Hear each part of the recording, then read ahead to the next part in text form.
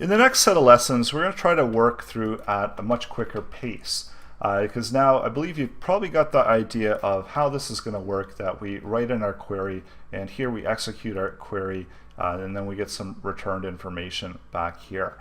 So really there's not going to be a lot of change here. We're just going to be changing our queries, and just like with what we did before, we can actually see some of this query information whenever we're taking a look through here. So let's say I wanted to take a look at one of these or something like that, and I can just do like a quick query for it, as well as I could take a look at it. So let's go into SQL here, and we're going to make a query for wherever the ID is. So we're going to select from test area where ID equals 7 or something like that. So we can simply make our query here, or if we remove all of this, this will just be a default query returning back all of the matching results. So let's take a look and see what gets returned back. So we get 11 results returned back. So just like before, we can copy this query string in and just comment that out and build out a brand new query. So select all from test area, and we want to pull back all of that information that's available to us there. And over here, we got to get rid of this part here because we're not going to get an ID return back. So I'm going to bring that back down into that commented area. I'm going to take this one as well, so it's not interfering with the rest of our code. So now we've got a brand new query, select all from test area, and we have a few options here where we can pull back all of that returned information. So we've got our query here, and in here let's actually print out. So I'm going to do print f, and I'm going to print out that result information that we're going to return back, so we can actually see how many rows have been sent there.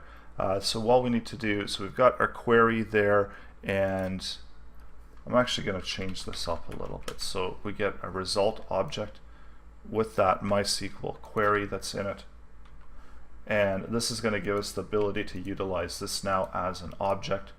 So I'm going to get rid of that, and I'm going to get rid of that. And so we can actually, well, I'm not sure what happened there. We can actually just do conditional statement there to make sure that it ran through properly, and if it did, then we want to execute that code that's in there. And get rid of that.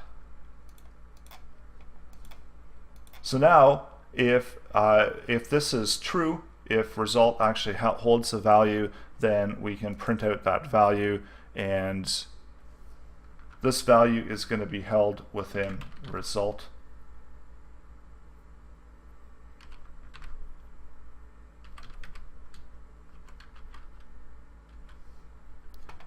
And that should be a greater than sign.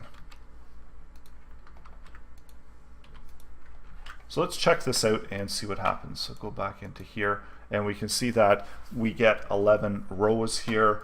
So if I was to go and delete one of these, refresh, and we saw that when I deleted it, it showed that query to delete it as well. So now we have 10 rows, and we can actually utilize this as we want, and we can loop through all of the returned rows, and we can output the content from it as well.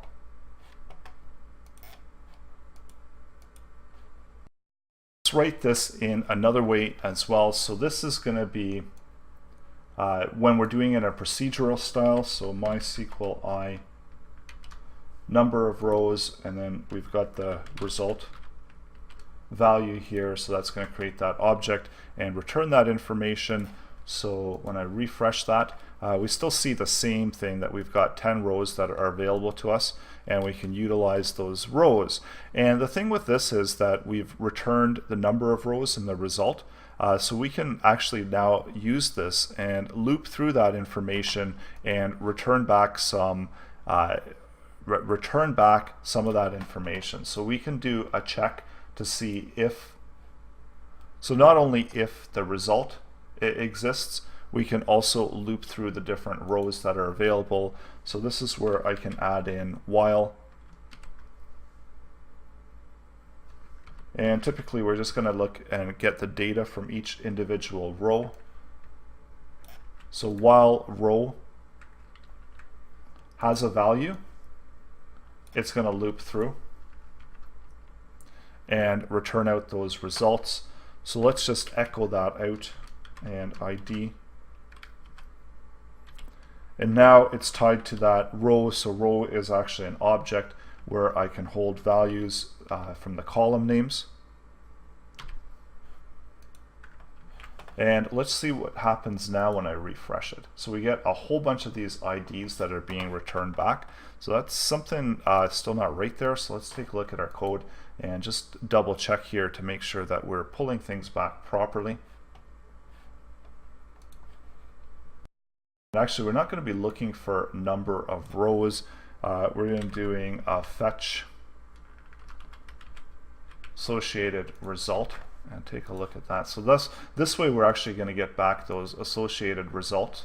So we get that ID 1 all the way to 11. So we're pulling back those IDs. Similar to if we want to get the company information. So it's going to put a line break there, HTML line break, and update this.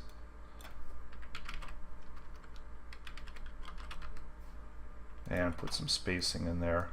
Update this to company. And this is how you can return back information from your database. So now when I refresh it, we see we get the ID, we get the coinciding company name, and we could just as easily pull out the size and the contact using the same format as well. So that's how you do a query into your database through PHP procedural style.